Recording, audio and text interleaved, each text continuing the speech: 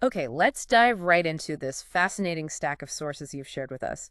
We're exploring Sir Edwin Arnold's collection, Indian Poetry, which is really quite a journey through some incredible landscapes of ancient Indian literature. Exactly. And Arnold didn't just, focus on one single text. He Right. compiled pieces from epics like the Mahábhárata, um, lyrical love poems like the Gîta Govinda, the practical wisdom you find in the Hitopadeśa, and then a whole selection of other rich Oriental poems too. So it's like getting a curated tour, isn't it? With Arnold as our guide, showing us all these different facets. You've got epic battles, profound philosophy, passionate romance, and, well, timeless everyday advice. Right. And our mission here is to go beyond just sort of summarizing what's in there. We really want to extract the most compelling nuggets of insight, the surprising details, the sheer power of the storytelling. Basically giving you a shortcut to understanding why these works are so foundational and, frankly, why they still resonate today. Yeah. So get ready for a blend of the cosmic and the deeply human. It's quite a mix. Where do you think we should start with this treasure trove, then? Arnold seems to begin with something that might surprise some listeners, maybe those expecting grand epics right off the bat. He does, yeah. He leads with what he calls the Indian Song of Songs, the Gîta Govinda by Jayadeva. And the surprise is that while it reads like this very passionate, almost earthly love poem between Krishna and Radha, Uh-huh. Jayadeva himself points to a much deeper, kind of hidden meaning. Ah, so it's an allegory from the very beginning? Precisely. It uses the language and imagery of human love, all the longing, the separation, that intense feeling, to talk about the soul's relationship with the divine. Okay. And the opening hymn to Vishnu immediately sets that tone. It reminds us of the divine presence with these really vivid descriptions of his avatars, his forms, his descents like the fish god, the tortoise, the lion, the dwarf, Great. and seeing the plants as his jewels or his glands calming sorrow. It sort of grounds us in the divine before we even step into the earthly scene. And that earthly scene, wow, it's painted with incredible detail. The source really brings that sunny springtime grove by the Jumna River to life, doesn't it? Mentioning specific blossoms, keshra, patal, madhvi, mogras, mangoes. You can almost feel the atmosphere. Oh, absolutely. The setting is lush, vibrant. And within this beautiful place, we see Krishna, who is, understood as divine initially, appearing to be lost in very human activities. Like dancing with other maids. Exactly. He's dancing with other wood maids. And the source, it doesn't shy away from the sensual details at all, describing silken touch, glance for glance, kiss for kiss, and these subtle feet moving in the ras measure, which is a specific devotional dance rhythm. So on the surface, it just looks like he's completely forgotten Radha. Pretty much. And that's where the commentary, Jayadeva's commentary, comes in. He tells us the shadowed earthly love and Krishna's woodland dreaming. They aren't just idle descriptions. They're meant to be teachers. Teachers, how so? Well, they manifest mighty love precisely to draw mortals towards his secret house, the gates of that bright paradise. Ah. The idea seems to be that the intensity, the complexity of human passion, even when it feels misguided or fleeting, he talks about darkly of delights, of wasted nights, of witless days and fruitless love, letting pass life's greater chance, even that can serve as a powerful mirror. Or maybe a path, leading the soul towards that ultimate divine connection. That seems to be the essence of the allegory here, yeah. It's Oh. quite a bold approach, isn't it? Suggesting the spiritual path can be understood through, the most intense human experiences. And then we see the flip side, the consequences. Despite all the revelry, Krishna is suddenly struck by regret. The source says the wind feels like a darted sting. Yeah, and his sudden yearning for Radha is like a traveler far from home hearing the bird of home, the coil. That's a type of cuckoo, right? Known for its evocative call. Right. And he instantly dreams of his native streams and mangoes. It's such a sharp contrast to the earlier descriptions. It really is. And then the perspective shifts to Radha. She sees this or hears about it, and her pain is just profound. Lines like, "Thou to mistake so little for so much." Oof. And, "O soul made for my joys, pure, perfect, proud." It conveys such a deep sense of betrayal. But what's amazing is even her sorrow, she still recognizes his, inherent divine nature, doesn't she? She does. "O my beloved, in thy fall so high, that angels, sages, spirits of the sky linger about thee, watching in the grove." Her grief is tied to the height from which he seems to have fallen precisely because he is so high. It's not just any betrayal. Her pining is described so vividly. Faint she lies with love and fear. Her grief, deep as thy loss, O Krishna, must be loss of Radha's bliss. And her lament, Yami Hekam Sharanam. Which translates to, What refuge then is mine? Yeah. It captures that feeling of utter despair, abandonment. She feels like love focused on shadow is just vain. And meanwhile, on Krishna's side, the longing becomes almost unbearable. He's altered-hearted, seeing the moon all wrong, burning with fever. Described as bleeding-hearted, aching-hearted. He calls her name over and over, Radha, Radha, like a spell, just desperately longing for peace on her breast. He even sends his maid to ask for pardon first. He can't face her himself. Not initially. And when he finally does go to her, the reunion isn't instant. It's not easy. His eyes are described as heavy and sad and stained. And Radha initially pushes him away, right? Right. Holding him accountable for the broken vows. She does. But his plea for forgiveness, that's key to understanding the allegorical shift. He says, my heart is wise. My tongue is foolish still. I know where I am come. I know I live. I know that thou art Radha, that this will last and be heaven. So he's acknowledging the actions were foolish, but his deeper heart knows the real truth, that their connection is ultimate, divine. It leads to heaven. Exactly. And the source brings it to this beautiful culmination, their eventual union. The imagery is lovely. The night as her bridesmaid, folding a veil of silence, stars like silver lamps. And Jayadeva brings it right back to the overarching spiritual theme in his closing prayer.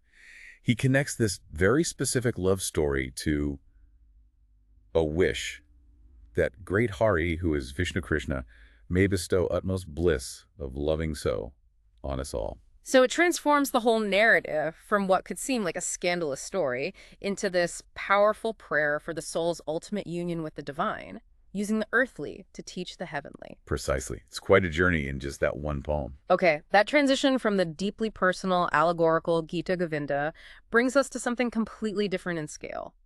The Mahábhárata. Arnold calls it the Iliad of India. That comparison alone tells you something, but it seems even more central than just that. Oh, far more. The source really emphasizes its immense scale, its cultural significance. It's not just an epic of war. It truly contains, well, everything. History, social life, religion, philosophy. Everything. Calling it the library, the newspaper, and the Bible, for the Hindi people, that's not hyperbole. Its value is so profound that the text itself is personified, worshipped, and cited from as something divine. Even just reading it or listening to it is considered an act that brings great merit. So it's woven into the very fabric of the culture. And at its core, this vast, vast work centers on a feud, right? A generations-long family quarrel with these huge cosmic consequences. That's it. It's the conflict between two sets of cousins, descendants of this figure Bharat. The Pandava is led by the virtuous Yudhishthira, along with his brothers Bhima, Arjuna, Nakula, and Sahadeva. Yeah. And the Kauravas, led by the envious Duryodhana, who are the sons of the blind king Dhritarashtra. The source takes us through their shared upbringing, their training, particularly highlighting Arjuna's exceptional skill as an archer under their guru, Drona. That sets the stage for future rivalries. You can see it coming. Definitely. And it's Duryodhana's jealousy, really, fueled by perceived slights and just this raw desire for power that acts as the catalyst. It leads to the kingdom being divided and just escalates the tension between the families. And then there's the story of Draupadi, which is crucial and maybe, well, controversial from a modern perspective. Renowned for her beauty, Arjuna wins her at her Swayamvara. That's the ceremony where a princess chooses her husband, right? Right. But due to a complex set of circumstances and what the source calls a strange ancient custom, she ends up married to and living with all 5 Pandava brothers. Yeah, that's a point that often raises questions today, reflecting very different social norms. Absolutely. And this unusual union, while it's rooted in custom within the narrative, it becomes another point of tension. And it serves as context for the next disaster, the gambling festival. Ah, the gambling. The source highlights this passion for play that seems to have gripped these royal courts. Yudhishthira, despite usually being so virtuous, accepts the challenge. And is systematically stripped of everything by the cunning Sakuni, Duryodhana's uncle, who's cheating the whole time. The list of what Yudhishthira loses is just staggering. Jewels, gold, elephants, slaves, the kingdom itself. Everything. And then in this moment of just devastating folly, he stakes Draupadi. And loses her.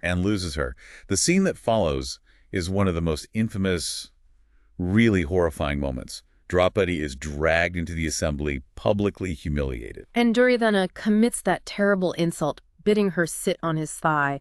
That moment, that's the spark, isn't it? Igniting this unquenchable thirst for revenge. Completely. It leads Bhima to vow he will break Duryodhana's thigh bone, and Draupadi vows she won't tie her hair until it's washed in the blood of Dusasana, the brother who dragged her in. These vows become driving forces. The immediate result is 13 years of exile for the Pandavas. The last year they have to spend in disguise, or they break the terms of the bet. Right, and when they return, predictably perhaps, peace negotiations fail. Krishna's role becomes absolutely central here. He acts as an ambassador for peace, but he also presents this choice when both sides want his help. They can have his vast army, or they can have him just himself as a non-combatant counselor. And Arjuna chooses Krishna himself. He chooses the counselor over the massive army. It seems baffling on the surface, maybe, but it really underscores the spiritual dimension woven into this conflict. And the failure of those peace talks is really hammered home by Draupadi's powerful, grief-stricken cry against any compromise. War, war, no peace. Peace is to me a war. Such a powerful line. Krishna consoled her, promising the Kauravas' destruction. So the stage is set for this massive battle on the field of Kurukshetra, which takes up a huge portion of the epic. The source describes some key, brutal moments. Bhima fulfilling his vow against Dusasana is particularly visceral. Yeah, defeating him, cutting off his head, and then drinking his blood. That line Arnold quotes, "Never have I tasted a draught so delicious as this. It's chilling." It shows the depth of his rage, the intensity of those vows made years before. It reflects the raw, often brutal reality depicted in the epic, doesn't it? Even within this framework of duty and dharma, righteousness. Absolutely. And the source also mentions Arjuna's own breaches of Aryan chivalry, things like killing an enemy who's already engaged with someone else, or striking Karna while he was weaponless trying to fix his chariot wheel. So these details highlight the complex morality of war. Like, can you even adhere to strict codes when facing an enemy who doesn't? Or maybe shouldn't you? It raises those questions, definitely. The climax of the war itself comes with the final duel between Bhima and Duryodhana. Arjuna sees Duryodhana taunting Bhima, reminds Bhima of his vow about the thigh. It signals him. And Bhima strikes what the source calls a foul blow to the thigh, crippling Duryodhana. It's the victory blow, fulfills the vow, but the method is debated, adding another layer of moral ambiguity, even to the Pandava's triumph. And this is where the epic takes a really significant turn, you said. Yeah. The victory, it just feels hollow. All that earthly greatness achieved through war doesn't bring peace or satisfaction. The narrative shifts focus from the external battle to the internal, the spiritual journey. Which leads to one of the most profound and moving parts, the last journey. The Pandavas with Draupadi, and there's this single faithful dog that follows them. Right, the dog just appears and follows Yudhishthira. They renounce their kingdom and set out towards Mount Meru, the mythical mountain, seeking union with the infinite. And along this incredibly arduous path toward spiritual liberation, one by one, the others fall. They die. Draupadi first, then Sahadeva, Nakula, and Arjuna. And Yudhishthira, who alone remains unwavering, walking on, he explains why each one fell. It's quite revealing. Draupadi, despite all her trials, still had too much affection, specifically for Arjuna. Okay. Sahadeva fell due to pride in his own wisdom. Nakula, pride in his physical form, his beauty, and Arjuna, the great warrior, fell because of pride in his valor and because he failed to uphold the specific vow he'd made about defeating his enemies in a single day. It's such a powerful commentary, isn't it? That even great virtues can harbor these subtle flaws that stop you from reaching the ultimate spiritual goal. Exactly. So only Yudhishthira and the faithful dog reach the threshold of heaven. And here comes the ultimate test of his dharma, his righteousness. Indra, the king of the gods, arrives in his chariot to invite Yudhishthira into heaven. But Yudhishthira just flat out refuses to go in without his brothers and Draupadi. And then, astonishingly, he refuses to abandon the dog because Indra says dogs aren't allowed in heaven. Yeah, he tells Indra, "Nay, let me lose such glory. For its sake, I would not leave one living thing I loved." It's an incredible moment, this absolute compassion extending even to an animal companion who's been loyal. Indra tests him further, doesn't he? Asking why he didn't stop for his wife or brothers when they fell earlier on the path. He does. And Yudhishthira's response clarifies his deep moral code. He says the dead were beyond his help, he couldn't bring them back. But the living dog depended solely on him. Abandoning someone who depends on you is the greatest sin, in his view. This unwavering commitment to compassion, to loyalty, it's paramount. And then comes the reveal.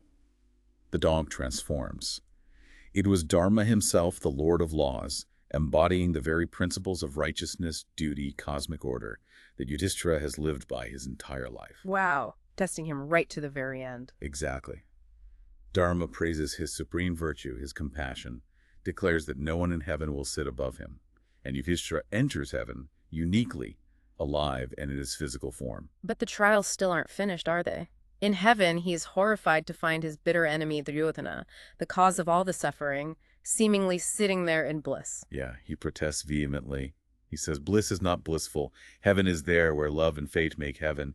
He demands to see his beloved family, his brothers in Draupadi. So he's then shown the sinner's road, and the source describes this horrific graphic vision: thorns, mire, gore, worms, a burning forest filled with screams. It's basically hell. A truly dreadful place. Yet even there, Yudhishthira's presence brings a moment of relief. A sort of balmy wind touches the sufferers as he approaches, and then he hears the voices of his brothers in Draupadi.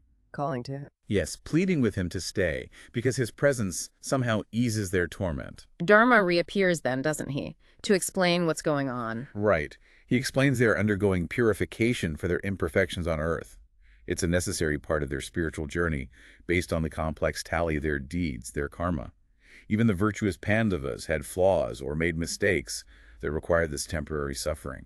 And this leads to Yudhishthira's ultimate act of selflessness.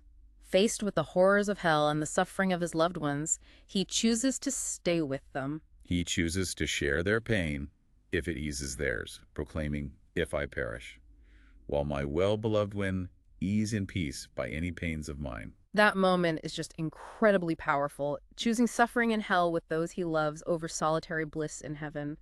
What does that really tell us about the epic's definition of virtue? Well, it suggests that ultimate righteousness isn't just about following rules or even achieving personal merit or salvation. It's about profound compassion, selflessness, and this unwavering loyalty to others, even at immense personal cost. And that final act dissolves the illusion. Right. Completely. The gods descend, the hellish vision vanishes, revealing paradise. Dharma praises him again, and he's finally truly reunited with his brothers, Draupadi, and even his half-brother Karna, all in celestial grace. It's an ending that really challenges conventional ideas of heaven and hell, merit and purification. A stunning conclusion. Okay, moving from that grand, complex epic, we transition to something that feels much more, well, grounded and practical, yet still profoundly insightful. The Hitopadeśa. Right. This collection is renowned as the father of all fables. Its lineage stretches back centuries, and its influence spread incredibly far beyond India, through translations into Persian, Arabic, Hebrew, Greek. It even captured the interest of Emperor Akbar. So it's basically ancient India's guide to living wisely, often told through animal fables, but Arnold summarizes it here through these key maxims, these proverbs. Exactly. And these maxims, they cover pretty much everything. Let's pull out some of these nuggets and see what they tell us about this particular worldview. There's a stark realism right from the start, isn't there? Oh yeah, on life and death you get the blunt reminder. Daily live as if death's fingers twined already in thy hair. Not exactly comforting maybe, but certainly motivating. Forces you to consider how you're spending your time, yeah. And there's this fascinating tension in the sayings about fortune and effort. Some are all about seizing agency. Fortune, rate her like a master, and she serves thee like a slave. Right. And the classic, worthy ends come not by wishing, wouldst thou, up and win it then. While the hungry lion slumbers, not a deer comes to his den. You have to act. Definitely emphasizes will and action. But then, counterbalancing that is the acknowledgement of destiny, or fate. Two wheels bear life's chariot onward. Will it move on only one?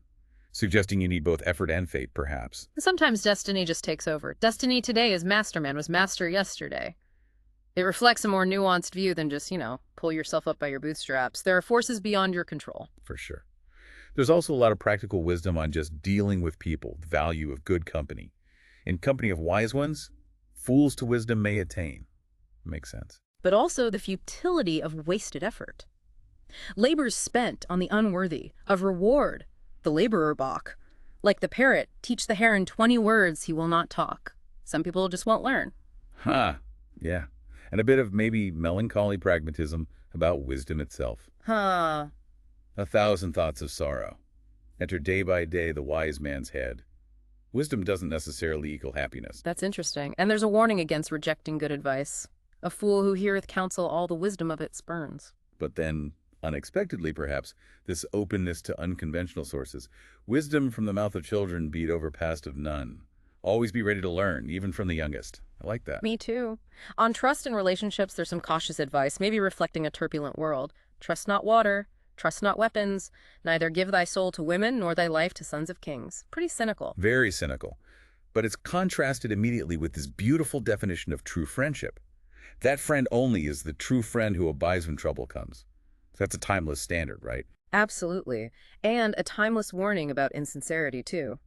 Absent, flatterers' tongues are daggers present, softer than the silk. Shun them.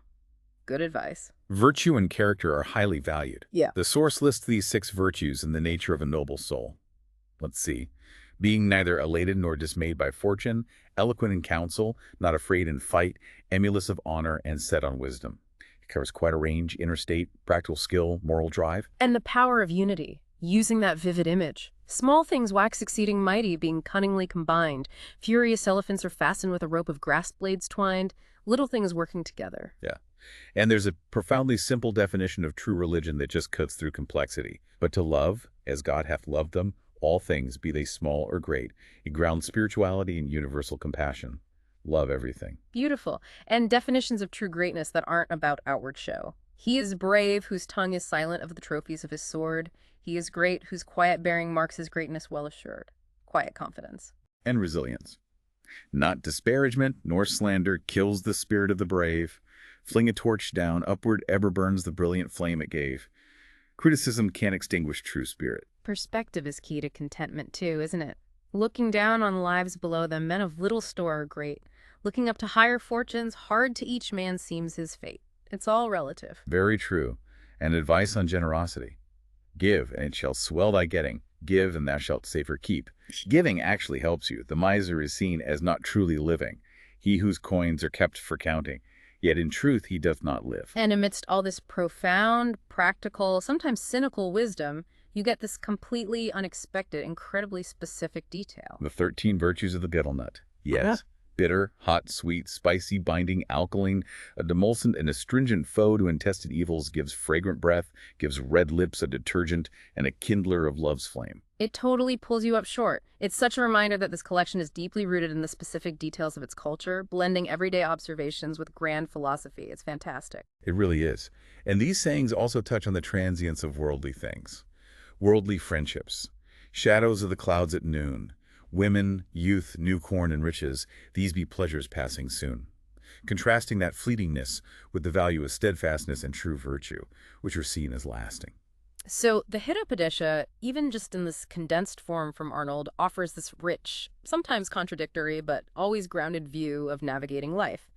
Advice that feels strangely modern despite its age? Yeah, a lot of it really holds up. Okay, let's flip in that final section of Arnold's collection, the Miscellaneous Treasures. This feels less structured, doesn't it? More like dipping into a box of different stories and songs, each offering a unique glimpse. It really highlights the variety Arnold wanted to present. A particularly intense one is The Rajput Wife, the story of Rani Nila.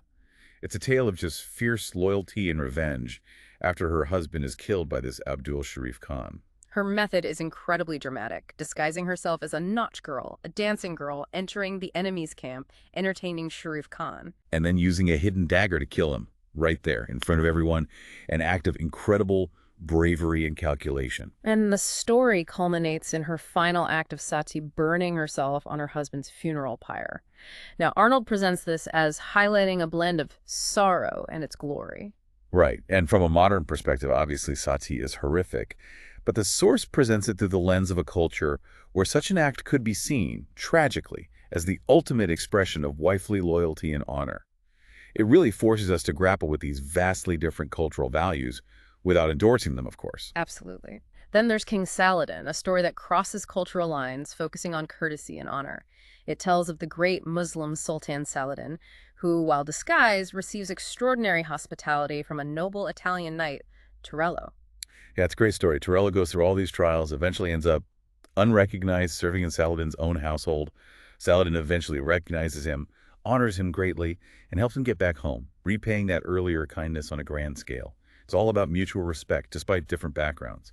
And It includes that fascinating test of Torello's wife, Adelia's faithfulness, doesn't it? She promised to wait a year and a day. Right, and she's literally about to remarry when Torello arrives, still disguised. He drops a ring he'd given her into her cup at the wedding feast. She recognizes it. She recognizes it, reveals she waited faithfully, and apparently had a dagger hidden, ready to die if he hadn't returned. It's this powerful testament to fidelity across immense separation in time. Wow. Another striking narrative is The Caliph's Draft, featuring Caliph Motasim, a story of swift personal justice. Yes. He's just about to enjoy a cool drink when he gets news.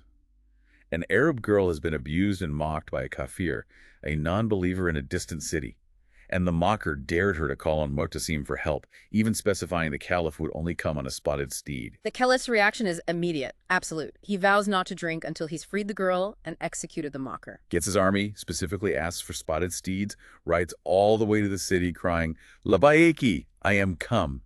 Basically, here I am, delivers justice, frees the girl, executes the mocker. And then he finally takes his delayed drink. His sherbet, right, and finds it delicious.